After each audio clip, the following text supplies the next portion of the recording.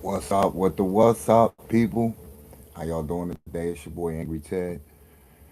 We coming live and direct. Y'all know what it is. Here to talk that sports talk shit. You know what I mean? With your boy Angry Ted. You're gonna get it real, you're gonna get it raw. As y'all can see, you know what I'm saying? We back. We streaming on all streams, YouTube, Facebook, and soon to be streaming on TikTok. Talking that shit like y'all like to hear. You know what I'm saying? Straightforward, straight real sports talk. But without further ado, let's get right into it. Big things are happening. Big things are happening. Big things are happening. We got the draft coming up. The NFL. Excuse me. The NBA draft. We got the NHL draft for those that watch hockey like myself, and we got big Eagles news that's starting to develop right now. For those who haven't heard, and those who haven't been having the time to pay attention, I'm your sports update. You know what I'm saying? You get it straight from me. But without further ado, let's talk about it, man. Max Crosby. Max Crosby. Right now, Howie is wheeling and dealing, man, under the surface. You know how he do. It's Howie season, as they say, the all season. And right now, it's a potential trade that's been brewing, that's been, circulating through the airwaves and circulating throughout the Twitters and all the social media feeds. And it's starting to gain some traction. Right now, the Eagles trying to get Max Crosby, which is, I think, is sort of like a one up, back to the Rams for getting Miles Garrett out of Cleveland. But Max Crosby, what you think it's going to cost, Eagles fans? Let me hear you. Let me hear you in the chats. You know what I mean? Drop your opinion on my Facebook page. You know what I'm saying? And for those who are on my YouTube, you know what I mean? Check the video out and drop your opinion in the comment section. But again, my opinion, man, I think it'll be a good move. But the thing about that is, I'm concerned about who we might have to give up in the deal. You know what I'm saying? We already know it's going to be picks involved. That's goes without saying. But I think the Raiders are going to want back a NFL ready player. And unfortunately, we got two of them on the roster right now that looks to, one that's young and up and coming. You know what I mean? Well, actually, both of them are young and up and coming, but one had a great season last year and great last two seasons in Jalen Hunt, and the other being Nolan Smith, who has yet to reach his potential. You know what I'm saying? He gave us spurts, especially during that playoff run during the Super Bowl year, where he was dominating the defense with offensive linemen and made a major, impact on us winning the Super Bowl the year before last. So they're going to definitely be after one of those two guys, one of those two young blue chip players. But we got Grenard, so I'm thinking Howie, might just want to get a veteran in here, being as though we might not sign Brandon Graham back. I'm looking at it like this, man. You got to give something to get something, and if you got an established player like Max Crosby, we seen have a couple young defensive linemen. Like I said, we just signed Grenard from Minnesota. So, he's pretty much a young up and coming stud. And, what I'm saying, we got some developmental players that we've been looking at, within, that we look to make an impact. So I'm kinda in favor of the move, man. I'm kinda in favor of it. Fuck it, man. We in a position to get another bowl. Why not, man? Why not? Why not make your defense as strong as it possibly can be? And I'm not taking anything away from Hunt or Nolan. But at the end of the day, man, Max Crosby is a future Hall of Famer. And if you got an opportunity to get him, I mean, you got to do it. And to be honest with you, Nolan and Jalix, they kind of, I mean, kind of, redundant. It's like a redundancy. You got Grenard, you got Nolan, you got Jalix. I mean, how much playing time is it going to be? You know what I'm saying? And they both are able to play both sides of the DN position. So, I mean, we can afford, like dare I say, to give one of those youngins up to get like a Max Crosby in here, man, who is a guaranteed, man. If he can stay healthy, that's double digit sacks, guaranteed. And he's on a 2 year deal, so it's like we come here, with on a deal already. We might have to, sign him, but how we with the cap, we know what he's doing. And I mean, we get him in here, man, and we let him rock out for the next 3 years, and see if we can win a chip with him. But I'm kind of in favor of the move. I think that besides getting, like I said, a veteran presence in here, with us losing Brandon Graham, You get another guy who's capable with double digit sacks, been in big games, you know what I mean, and can produce for us, and you still don't lose anything because we're not going to give up both Jalix and Nolan, so you at least keep one of those guys in the fold, and they get to again learn some more tricks of the trade at the DN position from Max Crosby. So, like I said, I'm in favor of it, man. I think it's a potentially big move for the defense. You already shored the secondary up with Reek Woolen. You know what I mean? Now you got him and Quinion out there, and then you got Coop coming back. You know what I'm saying? So in the slot, so you already solidified the secondary position. Still questions at safety, but in my belief, I'm not just being a homer. I think from what Makuba showed us last year before he went down, he has the potential to learn some more and become a serviceable to potentially good safety in the league. And the other safety position, we just got to find one. You know what I mean? We got to find one. And I believe in Howie, man. I believe that he's capable of finding us a good safety to hold it down this year until one of the youngins that we drafted develop. You know what I mean? So potentially, man, the defense. You looking at Max Crosby on the defense with Jalen Carter and wow, and big fella in the middle, Jordan Davis. Oh my God, man. Woo wee. And Jordan Davis has been nothing but getting better and better each year. You know what I'm saying? If he can at least get his 4 or 5 sacks average at the defensive tackle spot, man, you're looking at potentially, you know what I mean, a front four like we never had before, like the old days, like Pitts, Brown, Simmons, and White. You know what I mean? You're looking at that type of front four with Crosby, Jordan Davis, Carter, and either Hunt or whoever doesn't get traded, Hunt or Smith on the other side. I mean, sheesh, that defense line right there is a havoc record. And then, not to mention, you got the linebacking position. You know what I mean? Where you got the bald eagle himself. You know what I mean? Making noise back there. And then some reports out of training camp, they saying Try Junior coming in. He trying to take the job. He's trying to take jobs, bro. You know what I mean? And you get Try Junior in there, and then you got a quartet of him and Campbell. Oh my God. Oh my God. The bald eagle Campbell and Try Junior. Whoo. You looking at man? Oh man. I'm looking at the defense possibly being in the top 5 again this year. You know what I mean? If that can happen, then anything we get offensively while we trying to adjust to this new system is going to be a bonus until they start hitting the ground running. Because what I mean, it always comes back to the quarterback, and this has been the hot topic, and I'm gonna get right into that. Go right into it. These doubters, and it's been fueled. It seems to be these past weeks because the diva himself, Mister, what I mean, he always wanted to be a patriot, and I'm not even gonna say his last name. I'm gonna just call him Tender Dick Brown, TDB, Tender Dick Brown. You know what I mean? This guy can't keep Jalen Hurts' name out of his mouth, or he does it in a way where you know exactly who he's trying to throw shots at, and it's a shame.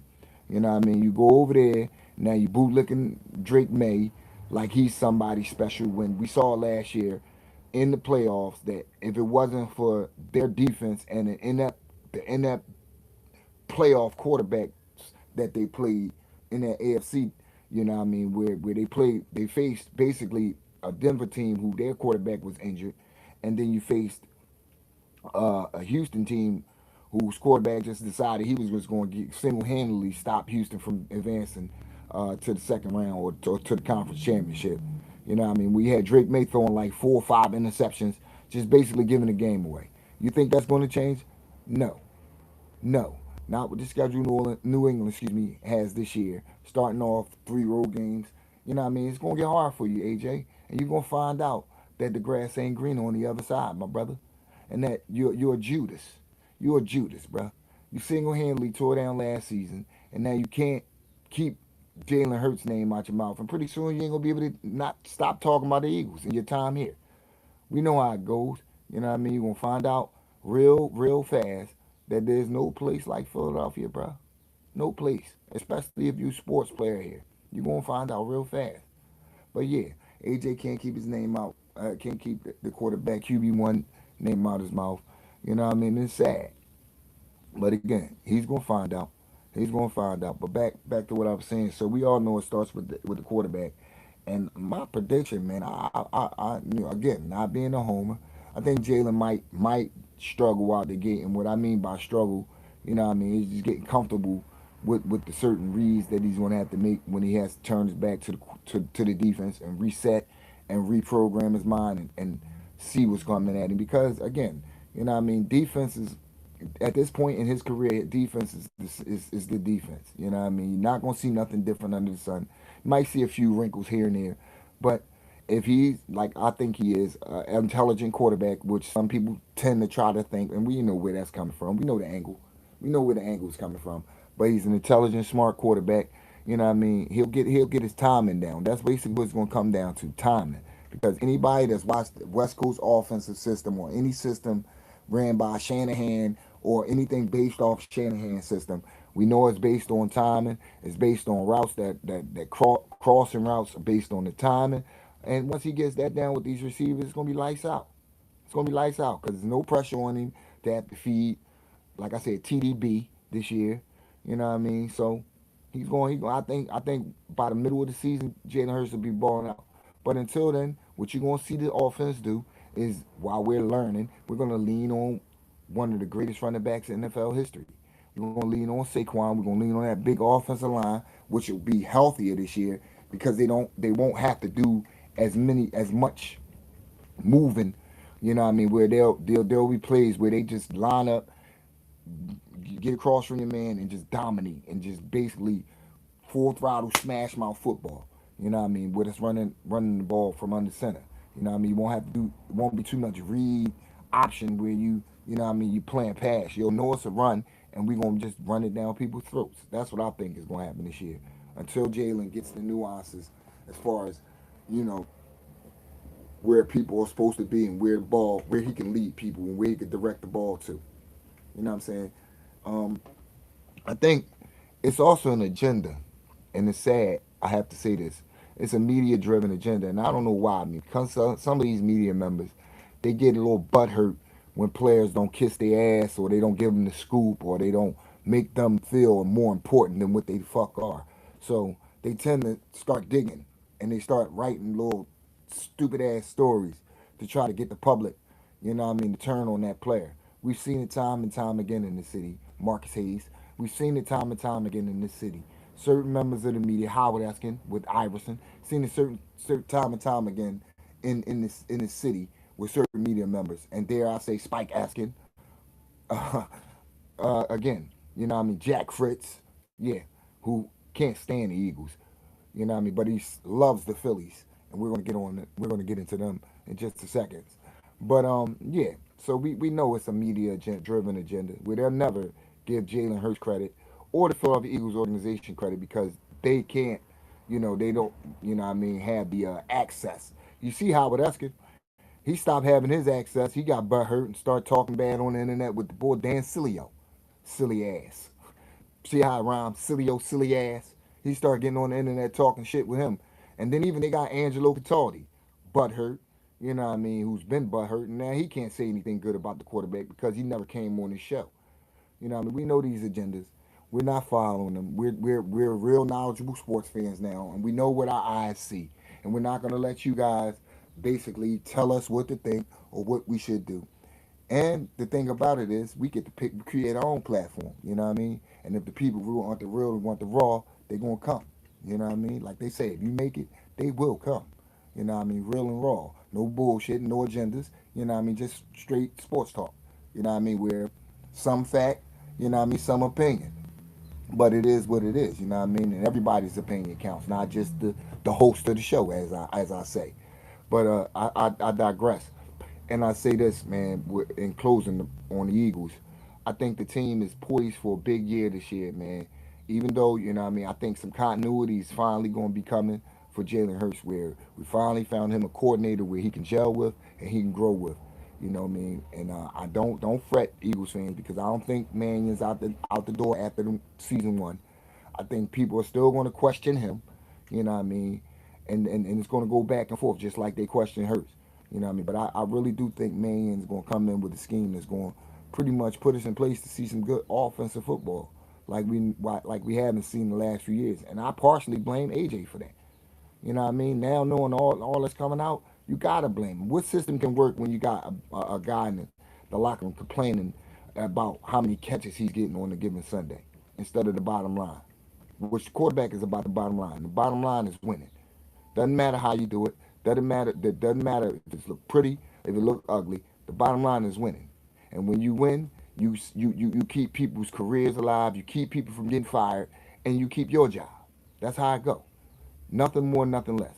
All these stat men and all these fantasy football statisticians, I mean, leave that shit to the fans. If you're an athlete, you should leave that shit to the fans. Because if you worry about stats, then you ain't worrying about the bottom line again, which is winning. But like I said, in transition and over, like I was just mentioning, I just mentioned the Phillies, I mean, and certain people's, allegiance to them on the radio where they gotta pick and choose. See, I'm a 4-4 guy. No team is above criticism and no team is below criticism. You know what I mean? And also with the same criticism, the same passion I share criticizing these teams, I share the same passion in rooting for them and on a daily basis. And it's not just one. I root for all four. You know what I mean? None put against the other. But again, with the Phillies, a big move just happened. They just sent Andrew Painter down finally. I have no clue. And maybe for the life of me, Mr. Middles can explain this to me. Why we continue to trot this kid out here. It's damn near June. He's been up since April with the team. And yet and still, he has shown absolutely nothing. Nothing. Nothing. I'm not surprised that his ERA is over, the manageable ERA of 3. He's at least given up 4 runs. And on a team where we don't know if this team is going to score 8, 9 runs one day or they're going to get shut out the other, we cannot have a pitcher who cannot go out there and at least give the team a chance to win. And by giving this team a chance to win, you basically can't give up more than 4 runs. 4 runs pushing it, 3 at the most. You can't give up more than 3 or 4 runs because we all know that this team is capable of going through a drought where they might get 2 hits all game, and that's from Schwarber on down. You know what I mean? Even though Don Mattingly has come up with some simple solutions which should have been applied, you know what I mean? Which I have as a fan has been screaming from I mean from the top of my lungs since the beginning of the season, since I seen it. You know what I mean? To change the lineup, to change the order, start putting people in positions where, look, either you're going to bat here because this is where I see us doing well, or you're not. You know what I mean? Or start getting people out of the lineup like Trey Turner who can't field to save his life. Forget hitting for a second. He's going to cost us runs. He ain't going to bring no runs, and he's going to cost us runs, which is even worse. At least you could be, capable of making it up by putting the ball to the bat and at least getting 2, 3 hits or 2, 3 runs batted in the game. You can't even do that. He's going to cost us runs. You know what I'm saying? So by dealing with that, it's already, you need your pitching staff to be phenomenal from top to bottom.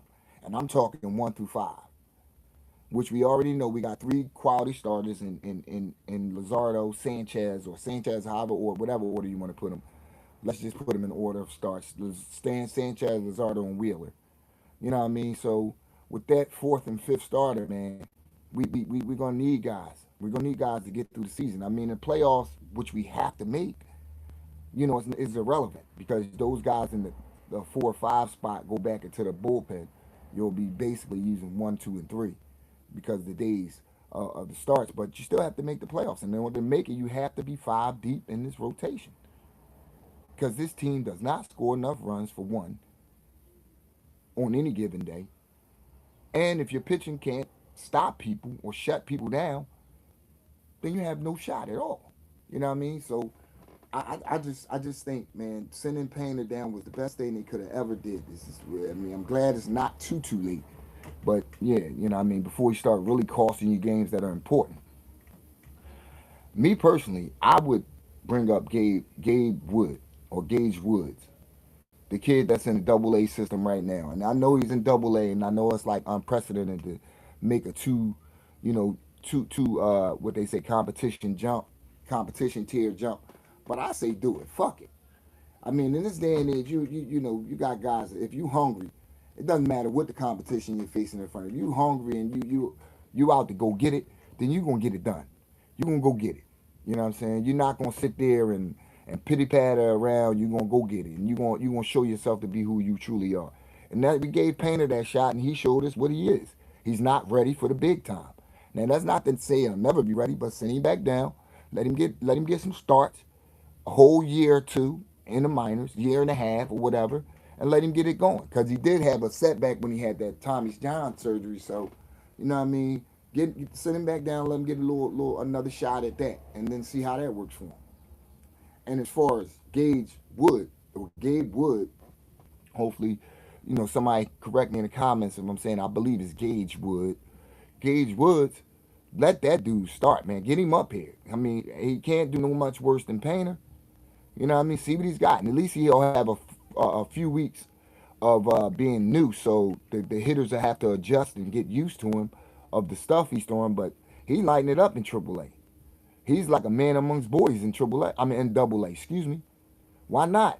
Skip him right over and see what he can do. And I know people are talking about, oh yeah, this might shake his confidence if he gets rocked or whatever. Man, what the fuck, bro?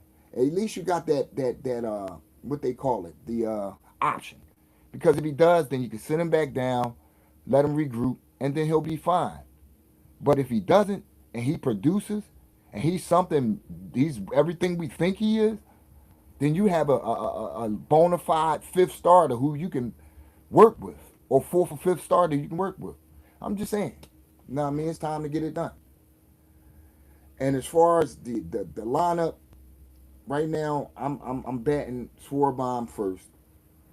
I'm taking Trey out of the lineup. I can't have it. I cannot have $100 million guy who can't field and then he can't hit. Yeah, he had 2 hits yesterday, but then he cost us a run in fielding. Like how can you be a shortstop and can't field? I don't know what to do at this point, and I'm sure the manager doesn't either. So I mean, whatever you have to do. I mean, extra days in the field working on it. I don't know.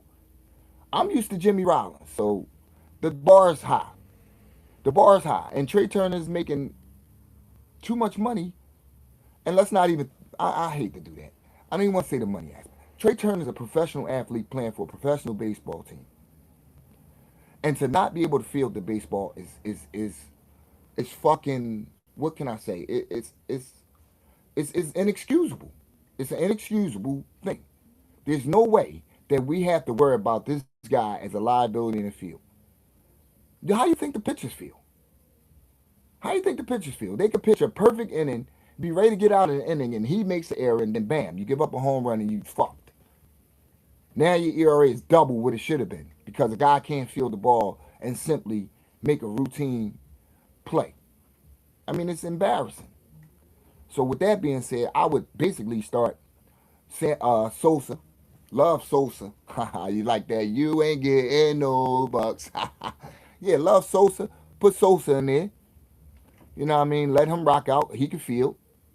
He can field the baseball, and he can produce on the bat. So you're not losing anything as far as that, but you're gaining something where you got a guy that can at least field the baseball, make routine plays. Not asking him to make the hard plays, just routine plays. And then you try Marsh out and you let Marsh bat clean up. Bryce will bat third, and dare I say, this might shock people, but dare I say, you bat Crawford second. You bat Crawford second because you go from power to speed, power to speed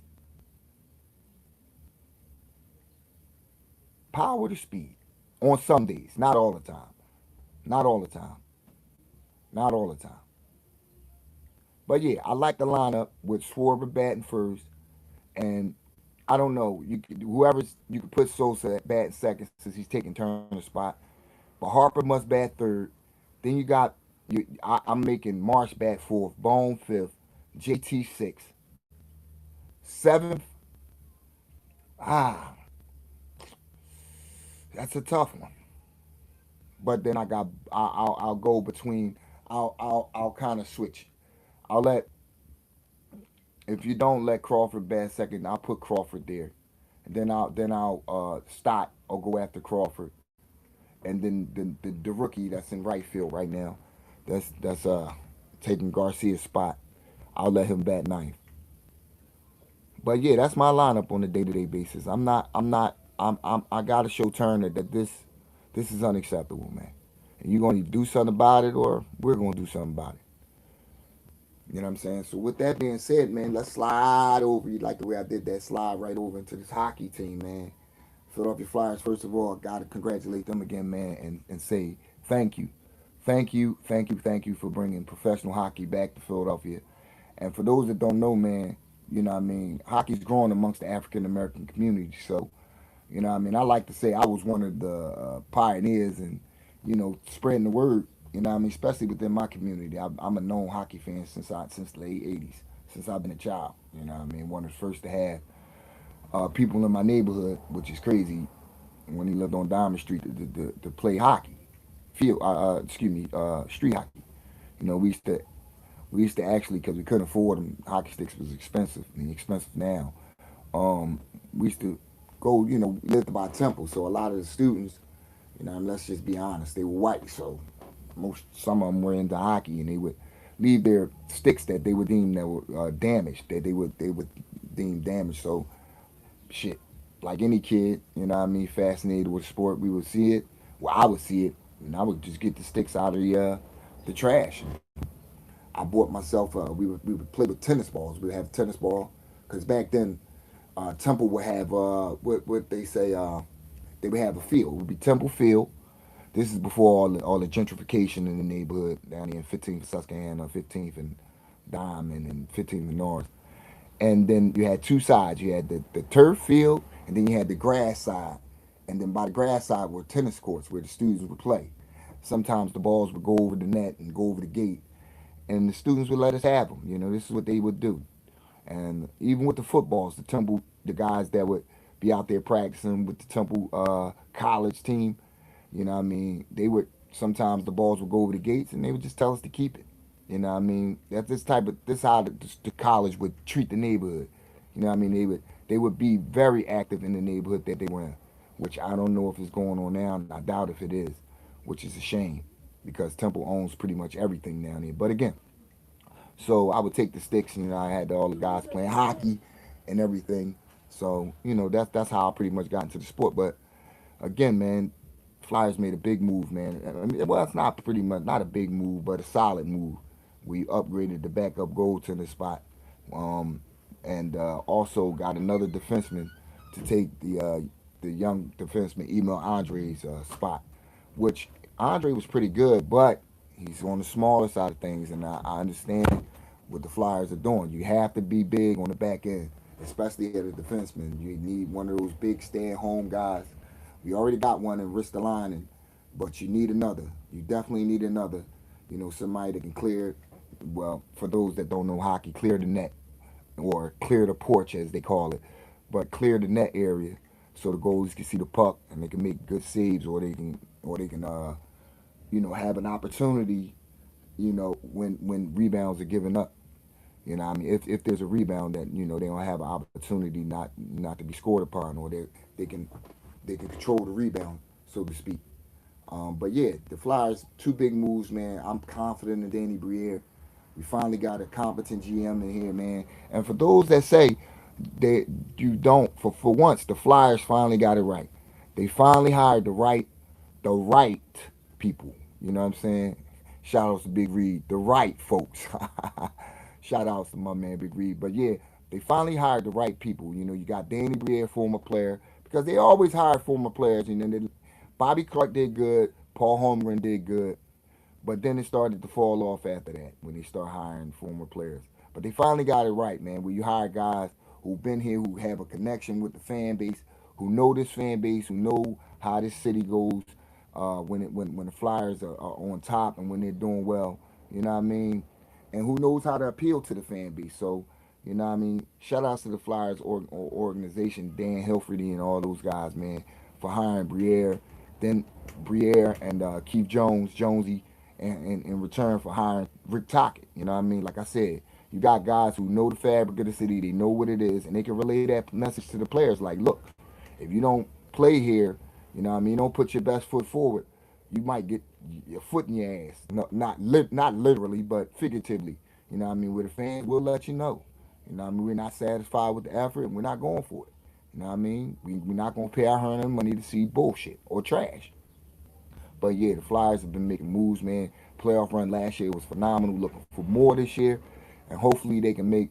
I mean, I'm not looking for a big move this offseason, but hopefully they can shore up the center position and get another center iceman who could score. You know what I mean? We need scoring. We need guys who can put the puck in the back of the net. We got Porter Martone, the young phenom who's coming off a phenomenal rookie campaign, short rookie campaign. I like him. And we got some other guys coming up. You know what I mean? I haven't given up on Jet Luchenko yet. I still like that dude. I like him.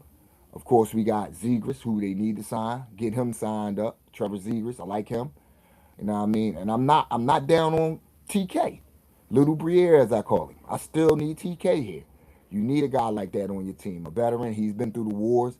You know what I mean? He's only going to get better. And he's growing with this young team. You know what I mean? See, that's the thing. And I'm going to say something that may sound crazy and sound controversial. I'm finding a way to keep Sean Couturier on this team. We need a veteran presence, whether he's a fourth line center, which at this stage in his career, he can either play fourth line center or fourth line right or left wing. You know what I mean? You can let it. You need guys like that who've been with the organization. Keep them in tow while you're bringing these young guys along who are going to carry the weight, like a Michkov, who I think is going to come back with a vengeance this season. Yeah, I think Michkov is definitely going to have a big season this year. But yeah, overall, I see big things for the Flyers, man. I see them doing real well. Now we got to shift over to their neighbor and their what can I say, their roommate in and who they shared the building with as we speak. I'm still calling it the First Union Center. That shows you how old I am. I'm showing my age, damn near 50.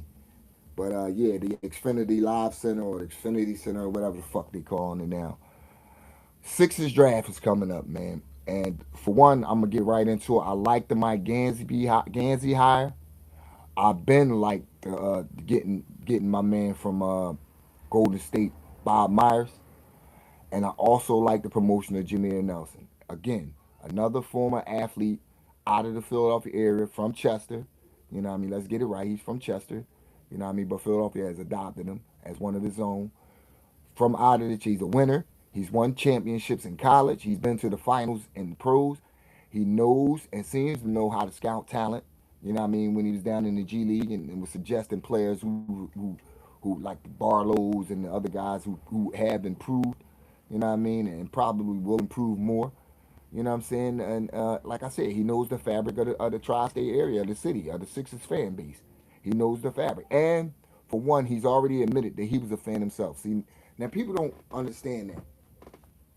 You know what I mean? When you got people like me and like a Jameer Nelson who's fortunate enough to be GM in his hometown team, there's a different sense of pride. There's a different sense of seriousness on how you approach your job. You know what I mean? Because you really feel the effects of, like, damn, I was once one of those fans sitting at home like wondering why we didn't make this move, or wondering why the team isn't giving max effort, or wondering this, or wondering that. And again, he's going to be able to relate that message, that direct message, from not only a GM perspective, but from a fan perspective of wanting to win and wanting to see guys put that effort for it, wanting to see guys fight for the city, wanting to see guys not fight for the city literally on some war shit, but fight for the city on the court. Give max effort. You know what I mean? Show that want to and that will to win. You know what I mean? We can get behind that. You know what I mean? So yeah, Jameer can give that that sense to these guys in the locker room, the new guys and the old guys who've been here alike. You know what I mean? And also, I like, from what I've studied, what I mean, the guy Gansby, he seems to be a Greek, well, not a Greek, but he seems to be a pretty good drafter, especially in the second round and the middle rounds where we're picking this year, with the middle to late first round. He seems to be able to spot talent. You know what I mean? Because looking at Cleveland and sort of kind of following their playoff run indirectly, when they faced the hated Knicks, which fuck you, New York. Congratulations on your win. But yeah, he seems to know how to pick talent. You know what I'm saying? And I'm not scared that he may have or may have not been part of the people that brought James Harden bum ass in here, a non-winner. But I think overall that he has a penchant and he for talent, and he's not a bullshitter. See, that's one thing I do when I look at these press conferences when they hire these people. You know what I mean? It might sound like I'm crazy or a psychoanalyst, but I like to look at people in their eyes when they're giving explanations for things, because everything on you can see by a person's facial expression or how their eyes or how they speak, their intent or how they or if they mean what they say, or if they're being genuinely honest about what they're saying, or they're pulling you along, or if what I mean they're pretty much what I mean, like, okay, yeah, this is what I'm standing on. What I mean? And I get that from Bob Myers, and I get that from this guy too. What I mean? And besides, he got the old Pat Riley thing going too, which is, what I mean? I'm all in the superstitions. He got the Pat Riley slick back here going shit through. Slick back going through. Damn, my Eagles helmet's falling. Come on, baby. Can't hit the ground. It will never hit the ground. But again, yeah. But Bob Myers, man, and this Mike Gansby, I like so far what I'm hearing from them, man, and it seems that their approach is going to be, we all know, fans, that it's going to be hard as hell trying to get rid of the big fella, even though most of us want him out of here. So we just going to have to make do what we got. But Paul George is a whole nother story. You know what I mean? And I got my suspicions about him being on this team come September, October.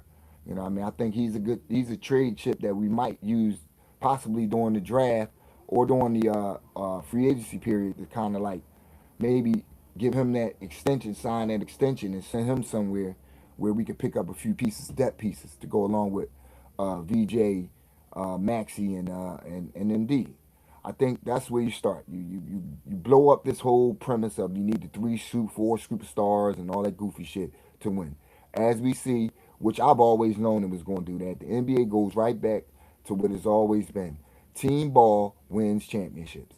You know what I mean? You got one superstar, one guy who gets the ball in clutch time, who's the known man, who's the man, and then you got a bunch of other guys, a Batman and a Robin, and a bunch of other guys who could come in at any time and do their job, which is to play a role. And it's always going to be that way.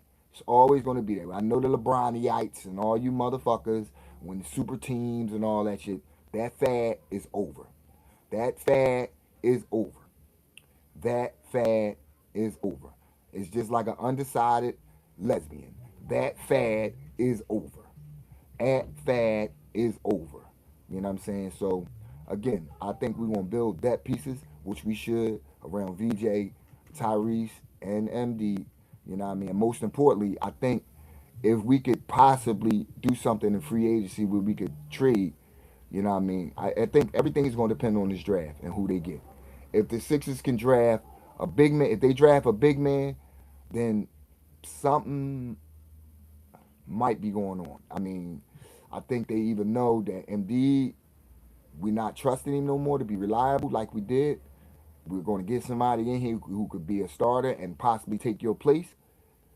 You know what I mean? If you start your bullshit, or or he can possibly, like a Chris Cynic Jr. from Houston, he could possibly, like I said, earn those backup minutes, come in, give us those backup minutes, and possibly take your job down the line.